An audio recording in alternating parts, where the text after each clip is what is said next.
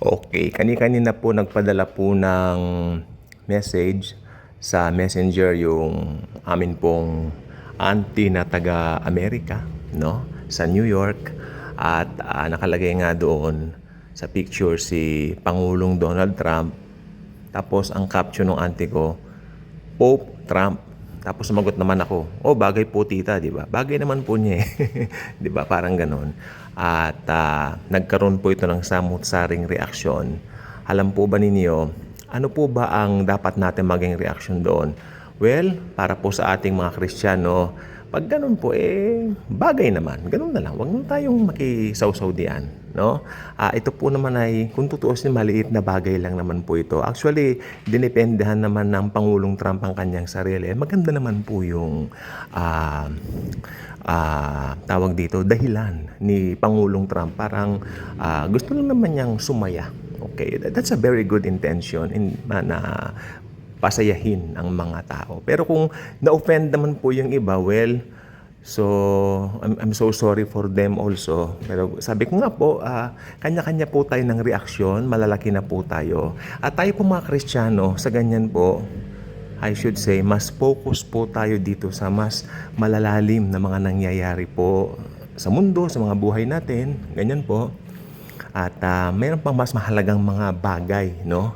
At ewan ko, itong si President Trump, madalas po siyang inuugnay tulad po sa mga prophecy, sa mga end times. Okay, ulitin ko po dito, wala po sa mga Kristiyano ngayon ang makakaalam kung sino ang Antikristo. Alam niyo, ang dami ngayon ang Antikristo. Una si Elon Musk. I think 2018, sinasabi nila, ito nga si Pangulong Trump nung mga panahon na yon, no? Because 2017, siya po ay pumunta sa Jerusalem. Parang i-declare niya na holy city ang Jerusalem. Something like that. Still remember that event? Hindi ko na po masyadong makita yung link kung nasaan na po dito. Pero I think parang dineclare niya na ang Israel o ang Jerusalem para sa mga Hudyo. Parang mga ganun na nangyari noong mga panahon na yon. At yun, marami sinasabi, Antichrist. Ako during that time, tapatin ko po kayo, we were so busy sa evangelization namin ng Grace. No? At hindi ako nag-aaral masyado, hindi ako masyadong tutok sa eschatology. Kinuha ko po ang eschatology. Nakailang Bible school po tayo. Kinuha ko po yan, pero hindi ko tinututukan ng mga panahon na yan. Masakit sa ulo yan. Ako, yun po sagot ko. Masakit sa ulo yan. Tutukan na lang natin yung mga alam natin na tamang-tama sa present living natin.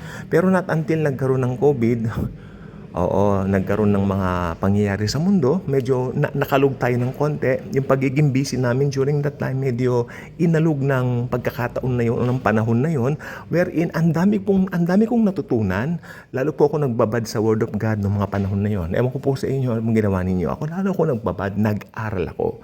Marami akong natutunan, ang daming revelations ng Lord. Okay? So, masasabi ko lang po, itong mga nangyayari po ngayon na ganyan ngayon, parang pare-parehos lang po kapag kami mga nangyayari. Like lumabas si Rab Shlomo Yehuda, aka Dayanuka.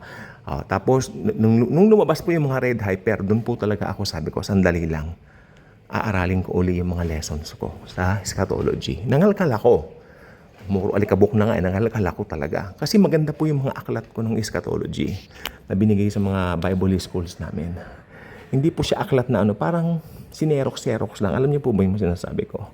Hinanap po talaga. Well, yung aklat kasi na pinagkunan nun, talagang mga aklat na mga marurunong na theologians, especially sa eschatology. That's why it's so very exclusive kung kukuha ka ng pag-aaral na ito sa mga Bible school na pinasukan ko.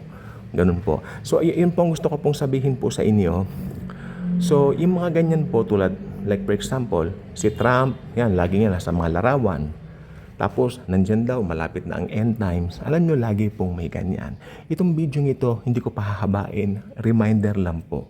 Walang makababatid sa atin kung sino ang Antichrist. Okay? Kasi ira-rapture na po tayo. Ang puso ni Jesus ay para i-rapture ang kanyang church para hindi na nga po abutin ng tribulation. Okay? We cannot just connect everything. I-connect. Ito ang Antichrist pa. Pag may lumabas, ito na naman. Sino yung lumabas na Antikristo naman nung nakaraang araw? Na parang nakaitim, gano'n. Iba na naman yun. O di ba parang nagkahalo-halo, maloloka ka na ng husto. Edi, mas maganda, kung ano yung nasa Bible, doon tayo. Now, church age, hinihintay natin ang rapture. At ang rapture, dahil sa pangako ni Jesus, pangako ng Lord Jesus, it will happen anytime soon. God bless.